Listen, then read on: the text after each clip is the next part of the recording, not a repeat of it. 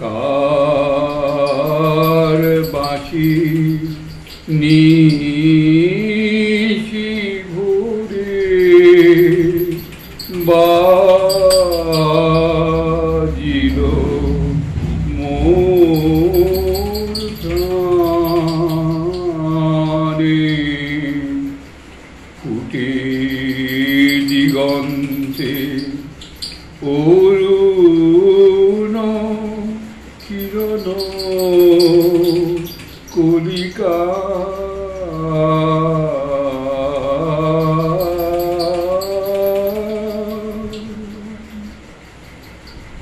কার বাঁশি বাজিল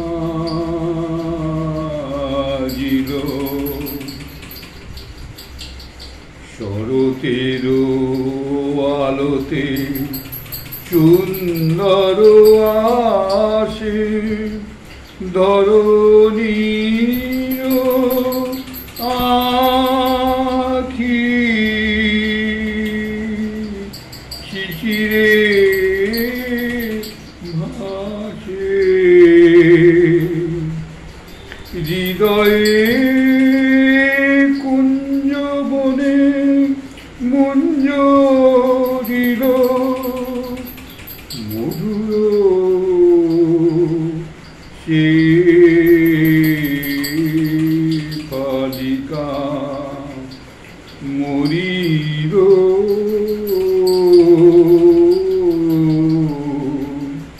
কার বাঁশি নিশি ভোরে বাজিল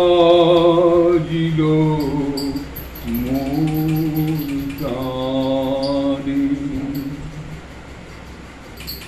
কালকে তো এই পর্দানশীল পিয়ানো বাজানো স্বামী বড়লোক তার কথা শুনেছেন। আজকে আবার দেখুন অন্য ধরনের এক কথা মহিলা। একটি পর্দানশীল ছাত্রীর কথা বলেছি তাই বলে যে সেকালের মহিলারা যে সকলেই পর্দানশীল ছিলেন তা কিন্তু নয়। তবে এখনকার এক শ্রেণীর আধুনিকতার মতো ভদ্রমেয়েরা তখনকার দিনে খুব কমই ছিল। সে সময় কোনো সম্ভ্রান্ত ব্যক্তির বাড়িতে সঙ্গীতাদির কোনো অধিবেশন হলে কতগুলি বিষয়ের সভ্যতা রীতি মেনে আমাদের চলতে হতো। মেয়েরা উপস্থিত থাকলে বাক্য সংযম অবশ্য পালনীয় ছিল। ধূমপান করা তো চলতই না। তখনকার সভ্য মেয়েরা সিগার বা সিগারেটের উৎকট গন্ধ পর্যন্ত বরদাস্ত করতে পারতেন না। একসময় আমেরিকাতেও তাই ছিল। আমি আমেরিকার কদিন আগে আপনাদের প্রতিবেদনও বলেছি যে আমেরিকানদের সামনে ছেলেরা সিগারেট খেত না, কারণ আমেরিকান মেয়েরা ওই স্বামীর সময়কে তারা ওইসব সিগারেটের গন্ধ পছন্দ করতো না এবং তার জন্য ছেলেরা মেয়েদের সামনে সিগারেট খেত না। একদিন আমাদের সরোজিনী দিদি মানে বায়েন্দ্র কুমার ঘোষের অগ্রজা মানে বরদিদি, রবীন্দ্রনাথ এই স্বামী ঋষি অরবিন্দের বোন সরোজিনী দিদি আমাকে বললেন একটি মহিলাকে গান শোনাতে হবে। তিনি থাকেন সমবায় ম্যানশনে। দিদির অনুরোধে ছাড়বার উপায় নেই। তার উপর মহিলাটি ভারত বিখ্যাত একটি পরিবারের মেয়ে, তাকে গান শেখানোতে একটা আত্মতৃপ্তিও আছে।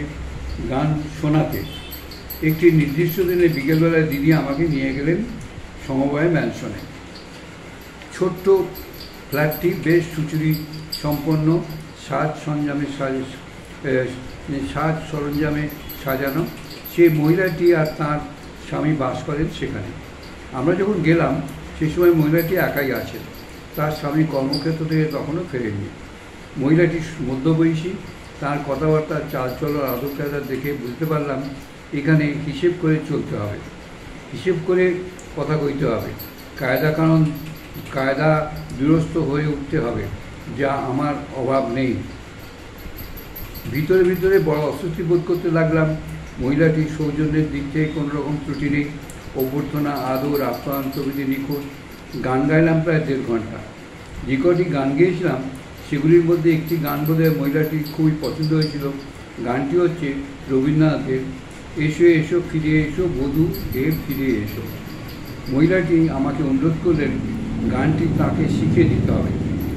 একেবারে কাগজ পেন্সিল এনে আমার সামনে ধরে দিলেন তিনি। গানটি আমি লিখতে উদ্যত হয়েছি, এমন সময় তিনি আমাকে বললেন কাইগুলি গানটি ইংরেজি অক্ষরে লিখবেন, কাইন্ডলি গানটি ইংরেজি অক্ষরে লিখবেন, বাংলা আমি পড়তে পারি না। কথা শুনতে তো আমি চমকে গেলাম। বাঙালি বামুনের মেয়ে, বাংলা কথা বেরোচ্ছে মুখ দিয়ে, অথচ বাংলা অক্ষর পরিচয় নেই। মন তো আমার ভুলেই গেল। সেই ঘোলাটে মন নিয়েই এখন একটা আবর্ত লাগলো। কী আর করি, রোমান হরফে গানটি লিখে দিলাম। তারপর গানটি শিখতে বসলেন। গানটি লেখা শক্ত নয়, সাদামাটা কীর্তনের সুর। দু কলি শিখলেই পুরো গানটির সুর আয়ত্ত হয়ে যায়। কিছুক্ষণ এইভাবে গান শেখানো চলছে। এমন সময় তার স্বামী এলেন বাড়িতে। স্বামীর সঙ্গে তিনি আমার পরিচয় করিয়ে দিলেন ইংরেজি ভাষার কথা বলে। পতিদেবতাটির পোশাক শ্বেতাঙ্গের, কিন্তু তিনি কৃষ্ণাঙ্গ, মনে হলো অবাঙালি। স্বামীর অভ্যুদয়ের সঙ্গে সঙ্গে সঙ্গীত পর্ব শেষ হয়ে গেল। মহিলাটি কর্মক্লান্ত পঁচিশ দেবতার পরিচর্যায় মনোনিবেশ করলেন। আমরা অল্পক্ষণ পরে তাঁদের কাছ থেকে বিদায় গ্রহণ করলাম। সেখান থেকে বেরিয়ে আমি যেন জেলখানা থেকে মুক্তি পেলাম। বিশেষ করে পুরো 2 ঘন্টা কাল ধূমপান করতে না পেরে কী অস্বস্তিতেই না কাটিয়েছি। প্রায় 1 সপ্তাহ পরে সৌজিনী দিদি আবার আমাকে বললেন আর একদিন যেতে হবে সেখানে। মহিলাটি সেদিনের শেখা গানটি সুর নাকি স্থানে স্থানে ভুলেছেন, তাই আর একবার না গেলে চলবে না। আমি এবার কষ্ট বললাম, দিদি সেদিন বড় কষ্ট পেয়েছিলাম, বিশেষ করে সিগারেট খেতে পাইনি বলে। দিদি বললেন তা তুমি সিগারেট খেলেই পারতে, এবারে তুমি খেও। কবে যাবে বলো, আমি তাকে খবর পাঠাবো। ঠিক হলো, 3-4 দিন পরে আবার যাব। গেলামও। যাওয়া মাত্র মহিলাটি সেদিনের মধ্যেই সাদর সম্ভাষণ অভ্যর্থনা করে তাঁর বসবার ঘরে নিয়ে গিয়ে আমাকে বসালেন। নলিনীবাবু, আপনি স্মোক করেন? আমি তো জানতাম না। দিদিও আমাকে কিছু আগে তো বলেনি। তার চিঠিতে কাল চিঠিতে জানতে পারলাম সেদিন আপনাকে বড় কষ্ট করতে হয়েছে বলে মহিলাটি পাশের ট্রিপয়ের উপরে হাত বাড়ালেন। সেখানে একটি সিগারেট ও একটি দেশলাই রাখা ছিল। তারপর সেই সিগারেট ও টিনটির ঢাকনা খুলে আমার সামনে ধরলেন। আমি খোলা টিন থেকে একটি সিগারেট বার করে নিলাম। মহিলাটি সহজে দেশলাই জ্বলছেন দেখে সিগারেটটি আমার মুখে তুলতেই হলো। সঙ্গে সঙ্গে তিনি আমার অধরাষ্ট্রধৃত সিগারেটের অবপ্রান্তে অগ্নিসংযোগ করে দিলেন। কেবল তাই নয়, টিন থেকে সিগারেট বার করে তিনি নিজেও এতে হলেন একটি। শুনছেন? হ্যাঁ, তখনকার দিনে এইসব মহিলা ছিল। হ্যাঁ, বাঙালি হিন্দু মহিলা। ও কত সালে কথা, 1928 কিছু হবে বলে, বুঝতে পারছেন? যে মহিলা তখন ওর সামনে শিখতে শুরু করবে। মহিলারও কষ্ট হয়েছে আর কি, সিগারেট না খেতে পেরে। কত রকম মানুষ। এই জন্যে এই বইটার নাম দিয়েছে হাসির অন্তরালে। হাসির অন্তরালে কত রকম কাণ্ড হয় দেখুন। মানে মানুষের সাধারণ জীবনের অন্তরালে কত রকম হাসির কাণ্ড হয়, হাসিরই কাণ্ড, অবাক কাণ্ড।